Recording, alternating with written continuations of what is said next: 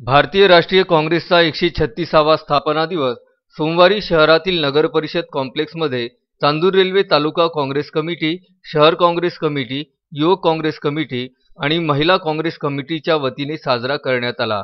या निमित्ताने काँग्रेस पक्षाचा झेंडा फडकवण्यात आला।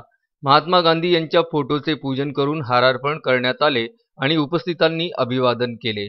यावेळी कृषी उत्पन्न बाजार समितीचे माजी सभापती प्रभाकर वाघ, बाजार समिती सभापती प्रदीप वाघ, बँक संचालक बंडू देशमुख, माजी जिल्हा परिषद सभापती जगदीश आरेकर, कृषी उत्पन्न बाजार समिती संचालक अशोक चौधरी, नगराध्यक्ष शिट्टू सूर्यवंशी, उपाध्यक्ष देवानंद खुणे, महाराष्ट्र प्रदेश युवक सरचिटणीस परीक्षित जगताप, शहराध्यक्ष काँग्रेस कमिटी श्रीनिवास सूर्यवंशी, धामणगाव रेल्वे तालुका अध्यक्ष संदीप शेंडे, राजू लांजेवार, बंटी माकोडे, शहजाद सौदागर, रुपेश पुडके, सुमेध सरदार, कुंदन मेश्राम, हर्षल वाघ, विशाल पाटील, अनंता पोलाड, निलेश चौधरी, सूरज चव्हाण, रमेश गहुकार, आनंद चांदूरकर, श्याम सिरसाट, भगवान वाघ, विशाल इंगोले, शुभम लांडे, ऋषभ फेंडर, संकेत जगताप आदींची उपस्थिती होती। काँग्रेस पक्षाचा 136वा स्थापना दिवस आहे। त्या निमित्तानं तालुका व शहर काँग्रेस व युवक काँग्रेसचे सर्व पदाधिकारी आज इथे जमले आहेत।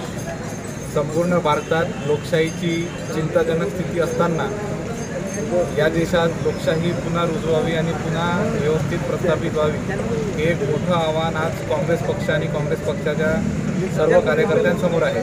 आणि आम्हाला अशी अपेक्षा आहे की हे आव्हान आम्ही सर्व मिळून चांगल्या रीतीने हे आव्हान पेलू शकू आणि भारत देशातली हरवलेली लोकशाही पुन्हा प्रस्थापित करू शकू।